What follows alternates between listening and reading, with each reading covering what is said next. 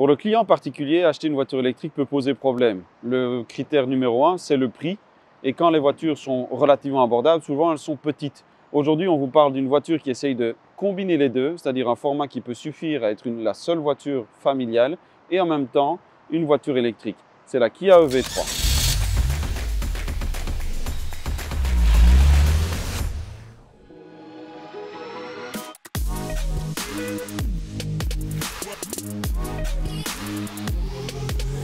Un nouveau modèle qui est en gros une Baby EV9.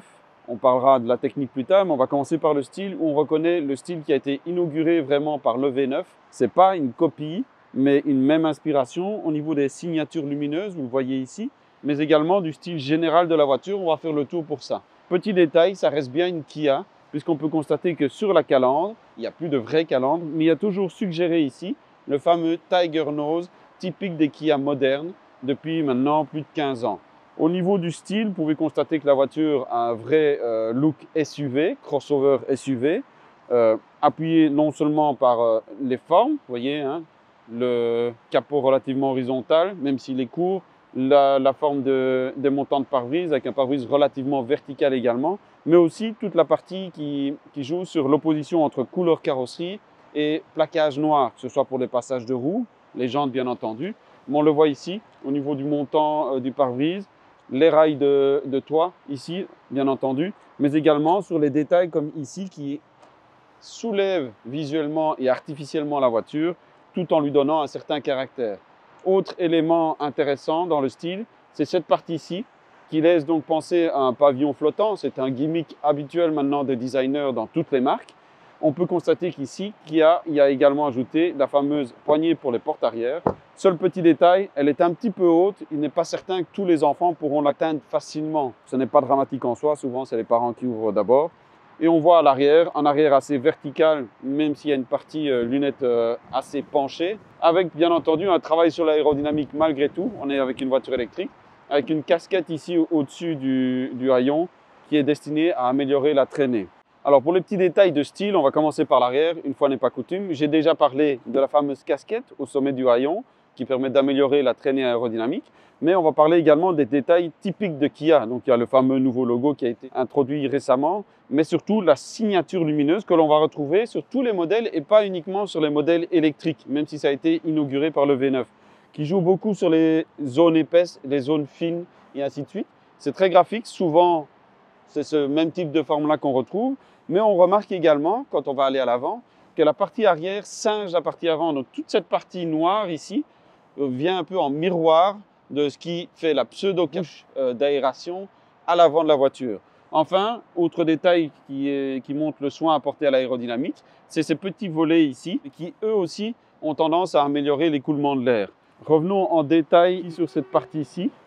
Donc concrètement, ça implique qu'il y a quand même un gros montant C qui limite un peu la visibilité. On peut constater aussi, quand on me voit ici à côté de la voiture, qu'elle n'est pas bien grande, c'est ce que je disais au début. Je peux déjà vous donner la longueur, 4,30 m, 4,31 m plus précisément pour cette version GT Line, qui est un petit peu plus longue avec un kit carrosserie un peu différent. Ça reste une voiture courte du segment B, et on verra que l'argument se trouve plutôt à l'intérieur, en corrélation avec les formes un peu boxy ici. Donc on revient ici à l'avant, toujours le nouveau logo, la fameuse pseudo-calandre évoquée ici du Tiger Nose, donc nez de tigre, la truffe quoi. Et on retrouve la même forme ici de la partie noire qu'on avait à l'arrière. Détail intéressant aussi au niveau aérodynamique, c'est cette partie-ci qui en fait est constituée de volets actifs qui vont s'ouvrir ou se fermer en fonction des besoins de refroidissement de la voiture et de la batterie principalement, et qui sinon le reste du temps restent fermés pour optimiser l'écoulement de l'air. On a ici l'emplacement du radar pour les ADAS. On a également la petite caméra pour la vue à 360 degrés et les fameux feux LED pixels ici, devenus traditionnels chez Kia. Mais bon, voilà pour les détails intéressants. Dernier petit détail qui n'en est pas un, la présence de la prise de recharge ici. Elle donne une indication sur le type d'architecture dynamique de la voiture, puisque ici, on est bien avec la plateforme iGMP, comme sur un EV9 ou une EV6. À la différence près que quand c'est une 2 roues motrices, c'est une traction. Mais on y reviendra plus tard. Voilà, nous sommes ici maintenant à bord de ce Kia EV3 et on peut directement remarquer qu'on est en terrain connu si on a déjà pu s'asseoir dans un Kia EV9. On retrouve le même style général sur le plan graphique en tout cas. Dans cette finition haute GT Line qui est disponible qu'avec la grande batterie, on en parlera plus tard, on a un revêtement qui est bicolore. Vous pouvez voir ici qui joue sur les tons gris crème et d'autres valeurs. De manière générale, on est bien assis, les sièges sont assez bien dessinés, un bon maintien. Les réglages, bon ici ils sont électriques, mais ils sont plutôt amples en termes de réglages. Donc ça c'est pratique aussi, il y a moyen d'adapter à tous les formats. On peut voir que même si c'est une petite voiture, le volant se règle facilement également, c'est un bon point. Et il donne la visibilité sur l'élément principal de cet habitacle, comme sur un EV9, c'est l'écran. Grosso modo, il y a 3 écrans. Il y a l'écran principal ici de 12,3 pouces pour les compteurs. Il y a l'écran d'infodivertissement 12,3 pouces également. Et entre les deux, on a un petit écran de 5,3 pouces qui est destiné au réglage de la climatisation. Dans ce cas-là, même défaut que pour le V9. En gros, quand vous êtes ici, moi mon œil arrive ici, grosso modo, le volant passe en diagonale devant l'affichage de cet écran-là. Donc concrètement, ça n'est pas très pratique. Par contre, qui a pensé à mettre des boutons physiques cette fois-ci, quelle bonne idée, pour pouvoir régler la climatisation également. Donc sur ce plan-là, faute à moitié pardonnée, on dira. Mais bon, c'est un peu dommage parce que sur le plan ergonomique, l'affichage, les graphismes sont très réussis. Les réglages en eux-mêmes sont très faciles à utiliser, c'est juste qu'on ne les voit pas quand on conduit, donc c'est un petit peu dommage. Au niveau de l'affichage central, pour l'infodivertissement et les commandes de la voiture de manière générale, on peut voir que c'est bien hiérarchisé. On a la partie principale toujours comme d'habitude avec la navigation. Puis ici, dans l'état actuel des choses, on a Apple CarPlay et on a l'état de la batterie. Mais un bed swipe et vous pouvez voir que l'écran est très dynamique et répond bien. Ça, c'est pas le cas partout. On peut constater qu'on a là des raccourcis vers différents éléments plus directs. Donc, on a vers le téléphone, bien entendu, possibilité d'enregistrer des mémos vocaux. Pourquoi pas? Moi qui suis journaliste, je trouve ça plutôt intéressant. Quand on pense à un truc en voiture, ça évite de prendre son téléphone et de chipoter dessus. Les infos météo OK, le calendrier. On a ici les réglages. Donc on peut voir que là, on a beaucoup de choses possibles, que ce soit par rapport au véhicule, à la dynamique électrique et d'autres. Donc par exemple, hop, ici dans le véhicule, on a toutes les assistances, les modes. Donc il y a moyen de faire pas mal de choses et notamment, comme vous le voyez ici, il y a possibilité de configurer une clé digitale, que ce soit par votre smartphone, une carte NFC ou une clé digitale autre. Donc ça, c'est pas mal. Ce n'est pas que pour les grands modèles, donc ça, c'est bien vu. Au niveau de cette planche de bord, c'est les matériaux choisis. Donc on peut voir ici que c'est à base de matériaux recyclés et concrètement, la petite astuce sympa des designers d'intérieur, c'est qu'au bout de la baguette décorative ici, il y a un petit QR code et quand vous scannez ce QR code, en réalité, ça vous amène sur ce site-ci, un site international, vous le voyez là, qui explique comment Kia fonctionne avec certaines associations pour optimiser le recyclage et l'utilisation de matériaux recyclés. C'est bien pour l'environnement. Il y a une partie de greenwashing dedans, mais pas uniquement. Donc c'est intéressant. Si vous en avez une, n'hésitez pas à aller regarder sur le site. Vous apprendrez peut-être des choses. Concernant l'aménagement général de l'avant de la voiture, une fois qu'on a passé la partie conduite, on peut se rendre compte que, donc, je l'ai déjà dit, il y a des commandes physiques pour la climatisation, les connexions USB-C ici, donc l'une qui permet soit de faire juste de la recharge, soit de faire également la copie, le mirror link de votre téléphone, et alors une seconde qui, elle, ne sert que pour la recharge. On peut constater ici une console flottante, donc il n'y a pas de gros éléments massifs dans le cas présent. C'est bien, un emplacement pour la recharge par induction, ça vous dit si ça recharge ou pas. 2 porte-gobelets rétractables, donc ça c'est pratique aussi si on veut ranger quelque chose de plus long par exemple. Un bel espace ici, antidérapant, ça c'est pas mal foutu. Et alors la petite astuce, c'est cette tablette qui peut coulisser et qui vous permet par exemple de déposer votre ordinateur portable ici pour pouvoir travailler pendant que vous rechargez votre voiture ou pour regarder vos vidéos par exemple. Petit bémol cependant, c'est que souvent quand on fait ça, il y a un trou pour ranger les choses. Ici c'est pas le cas, donc on ne comprend pas très bien pourquoi il est mobile, mais bon soit, parce qu'il n'y a aucune version qui a un bac de rangement. Toutes les versions ayant la tablette ici rétractable. On a encore quelques modules ici pour le toit ouvrant, puisqu'on a un toit ouvrant ici avec le Vélum électrique, bien entendu. Mais de manière générale, on est plutôt bien mis. Des raccourcis physiques pour les réglages des rétroviseurs, pour les vitres électriques, avec possibilité de verrouiller ou pas à l'arrière, avec 4 boutons. Ça paraît bête, mais il y a de plus en plus de marques qui préfèrent mettre 2 boutons et un petit sélecteur pour qu'on actionne les vitres avant ou les vitres arrière, ce que je trouve totalement débile personnellement, mais bon, c'est une question de goût, dites-nous ce que vous en pensez vous. Et les raccourcis pour tout ce qui est réglage des sièges ici, sièges chauffants, etc. Donc c'est pas mal foutu. On remarquera que sur cette GT Line, c'est assez rare dans ce segment, il y a même les sièges ventilés, donc ça c'est pas mal. Le volant, il y a 3 choses. D'abord, il y a la prise en main du volant, il est petit, il est pas rectangulaire, pas carré, pas rond, c'est un petit peu un mix de tout. Ça permet de nouveau de bien dégager la visibilité sur l'écran ici. On a le petit moniteur pour la tension du conducteur. On a le bouton Drive Mode ici qui permet de sélectionner le mode de conduite. On se rendra vite compte qu'il n'y en a qu'un seul qui est vraiment pertinent, mais bon, soit. Et puis alors des commandes ici au volant qui ont le bon goût d'être des commandes physiques, c'est-à-dire ce sont des vrais boutons. À gauche, tout ce qui est lié à la conduite à proprement parler, donc les modes de conduite, le régulateur de vitesse, ce genre de choses-là, le réglage de la vitesse. Et à droite, on a tout ce qui est plutôt multimédia, donc avec la commande vocale, puisqu'il dispose d'un assistant vocal géré par l'intelligence artificielle. Donc ça, c'est bon à noter aussi, ce n'est pas forcément toujours le cas dans ce segment. Bon, nous voici maintenant de retour à l'arrière de cette voiture, la Kia EV3, une voiture du segment B, et pourtant Kia parle beaucoup de son habitabilité. Je vous explique pourquoi, et une fois n'est pas coutume, on va parler des dimensions de la voiture en étant à l'intérieur.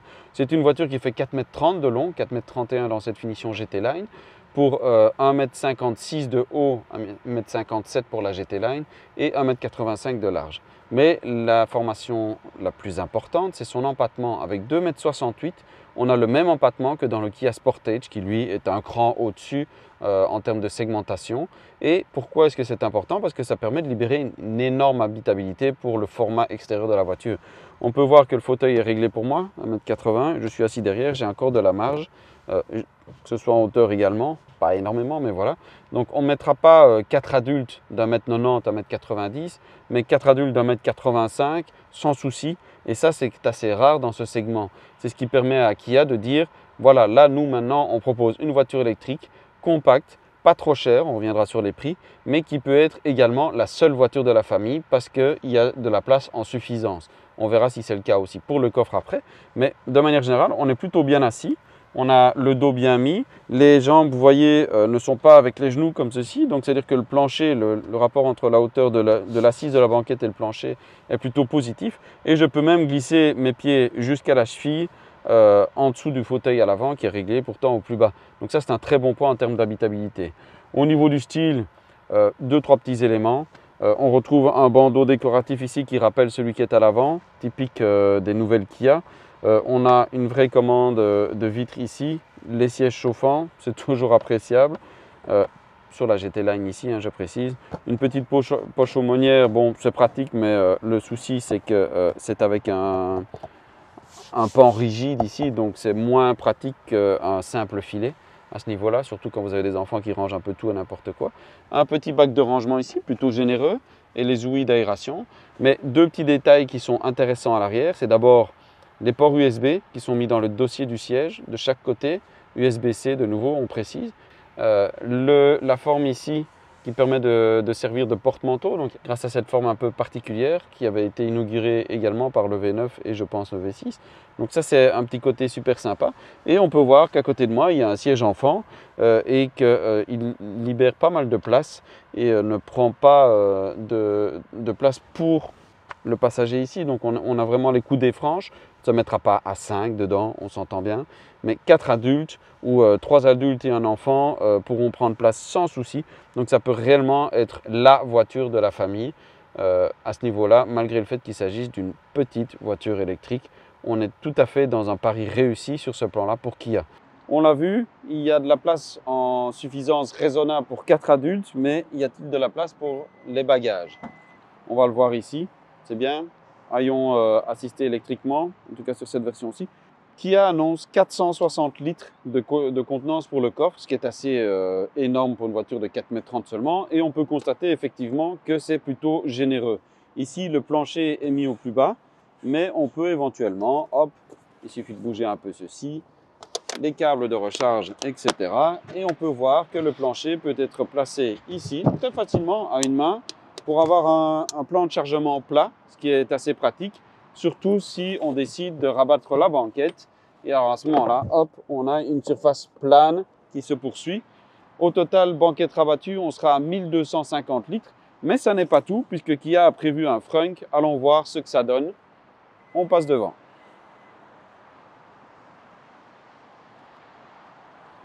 Alors c'est assez rare d'avoir un frunk sur une voiture de ce segment-ci.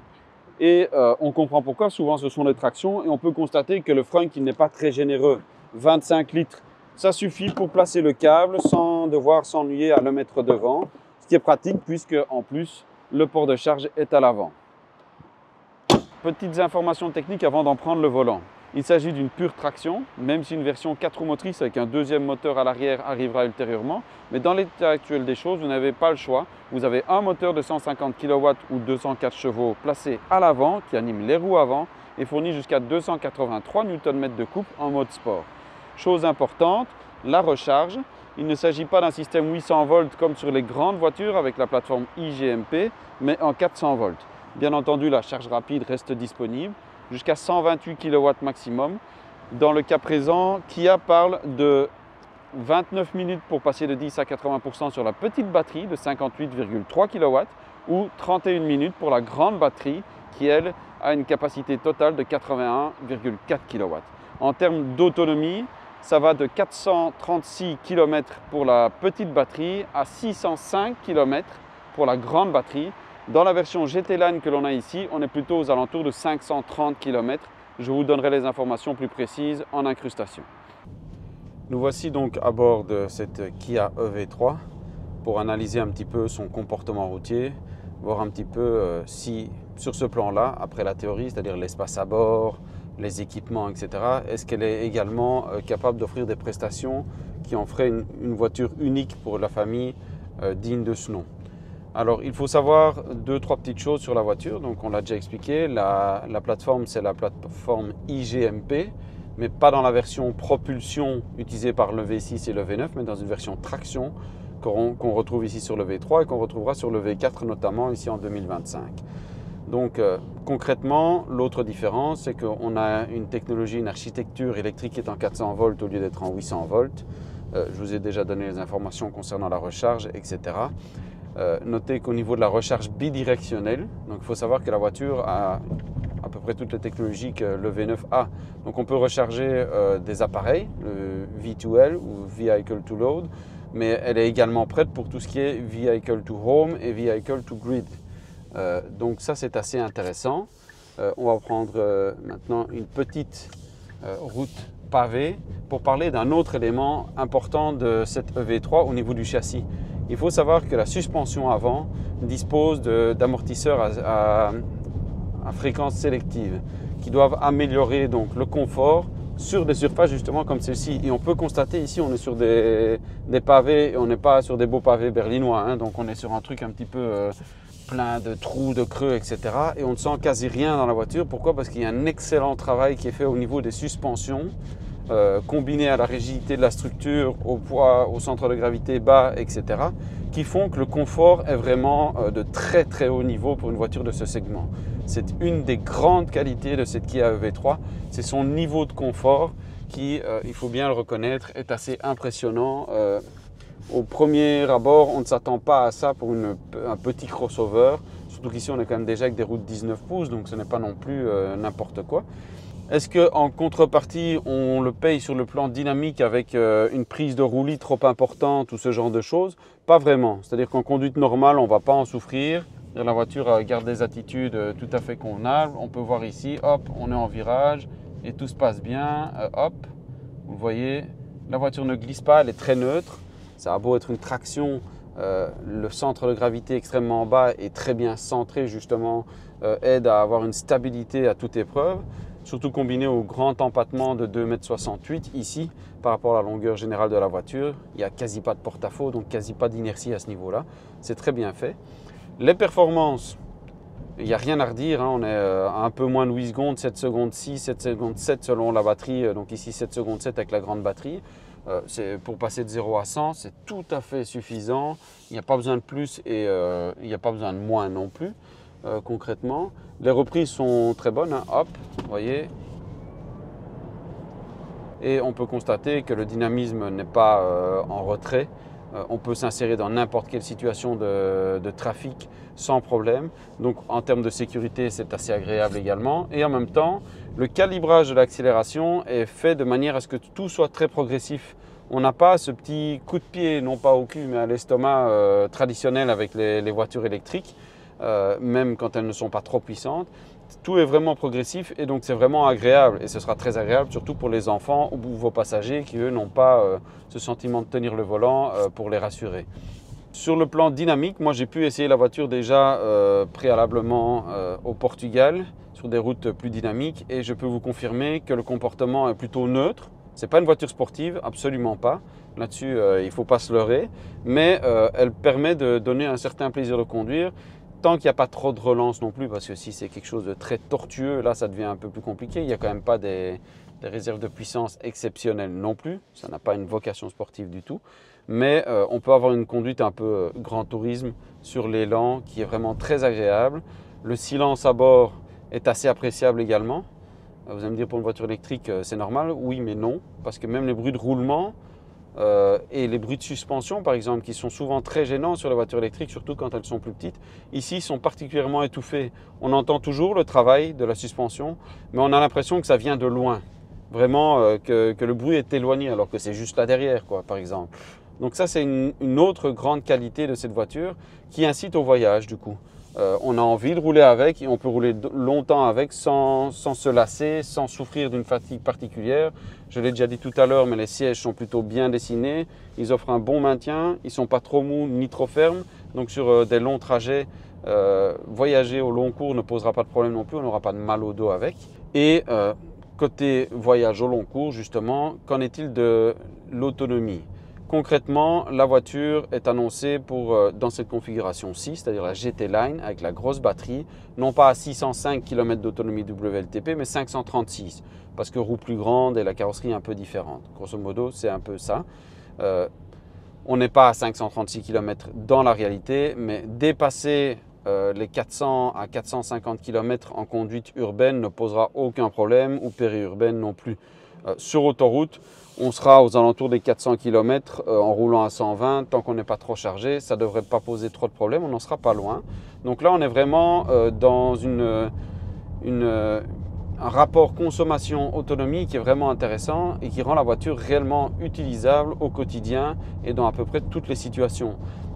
Les extrêmes en termes de consommation, on est passé de 12,8 kWh au 100 à 19,3 et donc même à 19,3, donc sur autoroute, on est sûrement un petit peu plus haut en autoroute pure. On a quand même effectivement 400 vrais kilomètres disponibles et peut-être même 500 si on roule calmement. Donc, rien à redire. Sur ce plan-là, Kia remplit le contrat et propose un produit non seulement très cohérent, mais très conséquent également avec les ambitions du modèle. Petit bémol toutefois, je parlerai des tarifs un peu après. Même si la voiture est très bien positionnée en termes de tarifs ici, ça reste quand même une voiture électrique qui va d'abord s'adresser au fleet, même si elle a été pensée pour plaire aux particuliers également. Dans notre pays, elle va surtout intéresser les gens du fleet, mais qui pourront peut-être la choisir elle comme voiture plus compacte parce qu'ils vont régulièrement en ville, plutôt qu'un autre modèle qui est peut-être plus encombrant. Pas forcément beaucoup plus cher, mais plus encombrant et donc moins pratique en ville pour la garer, pour se faufiler dans les petites rues, etc. Donc vraiment, il y a un produit très intelligent ici, très abouti, c'est-à-dire il n'y a pas de défaut majeur dans la voiture. Et surtout, à un moment donné, voilà, tout simplement ici, j'ai du mal à vous parler du comportement de la voiture ou quoi, parce que généralement, quand on a besoin, qu'on a beaucoup de choses à dire, c'est parce qu'il y a beaucoup de problèmes. Ici, cette voiture, elle fait tout correctement. Elle ne se distingue pas sur le plan dynamique par des qualités exceptionnelles, mais elle est très neutre, très facile à conduire. On se rend très peu que c'est une traction, sauf si on force le trait. Et je reviens là-dessus parce que c'est vraiment le gros point fort de cette Kia EV3, quelle que soit la version. Et c'est encore plus le cas avec les versions de base qui ont des roues plus petites. En version full base avec la petite batterie et en finition business, on a des roues de 17 pouces avec des pneus plus hauts. Le confort est encore amélioré. Donc concrètement, ici, on se retrouve dans une voiture qui est vraiment très confortable et qui est très agréable. Voilà, je peux très bien m'imaginer discuter avec mes filles ici sans devoir élever la voix pour qu'elles m'entendent. Il n'y a pas de souci parce que la voiture est super silencieuse. On roule de nouveau ici sur des pavés. Concrètement, on les entend, oui, mais le bruit reste plutôt étouffé et ne m'obligerait pas à élever la voix pour parler à quelqu'un derrière. Donc ça, c'est quand même une qualité non négligeable. On a un environnement qui est très agréable, l'ergonomie du poste de conduite est plutôt bonne de manière générale. Tout est à portée de main, donc voilà, hop, que ce soit l'autre extrême de l'écran ou les boutons, etc. Tout est facile d'accès. Donc très honnêtement, cette voiture fait du sens. Comprenez qu'elle est cohérente, confortable et compétitive. Concrètement, c'est un peu ce qu'on peut dire de cette voiture. Donc deux petites choses intéressantes encore à vous raconter sur cette voiture. La première, c'est le truc habituel maintenant, c'est obligatoire sur toutes les voitures, le fameux système ISA, la détection intelligente de la vitesse, en gros qui vous fait une alarme et qui se remet chaque fois qu'on redémarre la voiture. Ici pour le désactiver c'est très simple, on maintient enfoncé le bouton mute pendant quelques secondes et hop le système se met, vous voyez ici se réactive ou se désactive. Donc maintenant hop je refais la même chose, hop et voilà, 3 secondes et ça s'éteint. Ça c'est le premier truc, c'est bien vu, c'est pratique, ça évite de passer dans les menus parce que si vous voulez passer dans les menus, il y a au moins 3 menus à faire avant d'y arriver, même en utilisant la touche de raccourci ici. Avec cette EV3, basée également sur la plateforme eGMP comme les EV6 et EV9, on dispose du système iPedal, donc One Pedal façon Kia, donc la conduite sans utiliser la pédale de frein concrètement. Il y a différents niveaux, au total il y en a 7, mais moi je vais vous expliquer les principaux. Donc on va appuyer de façon prolongée ici sur la palette de gauche et ça va désactiver le système iPedal. Donc ça signifie que là on fonctionne comme avec une voiture thermique, on lève le pied, on est en roue libre, en vrai roue libre total. Donc hop, et si on freine, ça va, si on lève le pied, ça ne fonctionne pas. Ça c'est une première chose. Ensuite, vous pouvez régler le niveau de régénération, il y a 3 niveaux, sans le système One Pedal, donc sans le système qui permet d'avoir la voiture qui s'arrête toute seule. Ça c'est une chose. Mais vous avez également, et c'est là la principale nouveauté, le fait que le système One Pedal fonctionne quel que soit le niveau de régénération que vous avez choisi, que ce soit le niveau 1, le niveau 2, le niveau 3, il fonctionne et donc arrêtera la voiture. C'est juste qu'il arrêtera plus ou moins rapidement avec une décélération plus ou moins forte selon le niveau de décélération et de régénération que vous aurez choisi. Autre nouveauté, c'est le système automatique. Là, on maintient la palette de droite enfoncée quelques secondes et là, ça permet d'avoir le système qui va gérer automatiquement l'arrêt de la voiture en fonction de différents paramètres, c'est-à-dire le style de conduite, la navigation, est-ce qu'on arrive près d'un virage, autre, la circulation, est-ce qu'on détecte une autre voiture ou pas. Seul petit bémol, il ne détecte toujours pas par exemple les feux rouges et donc dans ce cas-là, moi ici si je laisse la voiture faire, elle va continuer. Mais par contre, il est capable de détecter un carrefour classique où on n'est pas prioritaire. Donc là-dessus, c'est plutôt bien fait. Le système adapte alors à ce moment-là la force de régénération en fonction des conditions de roulage. Donc est-ce qu'il y a du trafic ou pas, est-ce qu'on est dans une zone limitée ou pas, et ainsi de suite. Le système est vraiment bien fait, même si parfois, il faut le reconnaître, il y a quelques petites incohérences ou en tout cas une certaine inconsistance. C'est-à-dire que pour deux situations similaires, il ne va pas forcément réagir de la même manière à chaque fois et donc ça peut être parfois surprenant et ça impose bien entendu de toujours rester vigilant. N'oublions pas qu'il ne s'agit pas d'une conduite 100% autonome. Ce n'est pas du tout de ça qu'il est question ici. Vous avez toujours l'obligation de rester vigilant lorsque vous conduisez parce que c'est vous qui restez au contrôle de la voiture. Au final, tous ces modes sont peut-être un petit peu gadgets et pour la plupart des gens et des conducteurs, vous allez choisir un mode qui vous conviendra le mieux et vous l'utiliserez presque tout le temps. Au pire, vous changerez selon que vous êtes sur autoroute ou en circulation urbaine par exemple. Mais on ne va pas commencer à jouer beaucoup avec les modes la plupart du temps. Cela dit, faites-nous part, vous, de la façon dont vous utilisez ce genre de gadget. On sait bien que Renault propose ça également, donc la possibilité de faire varier la régénération juste avec des palettes au volant. Est-ce que vous aimez ça? Est-ce que vous préférez que ce soit la voiture qui gère? Dites-nous ce que vous en pensez dans les commentaires. Voilà pour cet essai du Kia EV3. Il nous reste à parler bien entendu du prix. Donc ici, nous sommes dans la version GT Line, disponible uniquement avec la grande batterie de 81,4 kW. Et en Belgique, elle sera vendue à 50 390 €. La version de base avec la petite batterie, donc en finition business, elle débute à 36 980 €. Avec la petite batterie, vous avez également deux autres finitions disponibles ici en Belgique. La finition Earth, 39 490 € et la finition Business Plus qui est à 42 790 €. Pour la version avec la grande batterie, ces trois finitions-là sont également disponibles en dessous de la GT Line. Et là, on est à respectivement 41 180 €, 44 290 € et 47 590 €. On constate donc que Kia n'a pas joué la guerre des prix avec cette Kia EV3. Il préfère voir le produit de manière globale en arguant que cette petite voiture du segment B peut réellement être, grâce à son espace intérieur, son coffre relativement généreux, une première voire unique voiture familiale, tout en étant 100% électrique. Donc si on prend ce pack global, effectivement, les tarifications sont plutôt compétitives. On peut constater que les performances sont largement suffisantes, on en a parlé, la consommation est plutôt raisonnable, l'autonomie est réaliste et suffisante pour un usage quotidien, et même pour partir en vacances, on ne sera pas trop handicapé par une puissance de recharge trop faible ou quoi que ce soit. Donc à ce niveau-là, le produit est plutôt cohérent. Elle est déjà très bien équipée en version de base, bien entendu.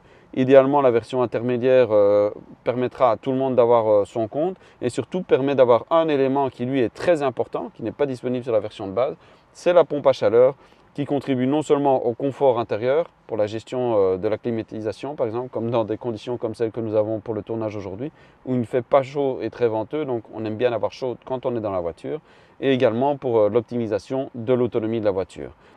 Et voilà pour cette Kia EV3. Concrètement, à quoi a-t-on affaire?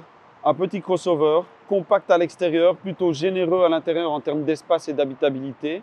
Très bien équipé, la technologie est à la pointe comme toute Kia EV ici actuellement.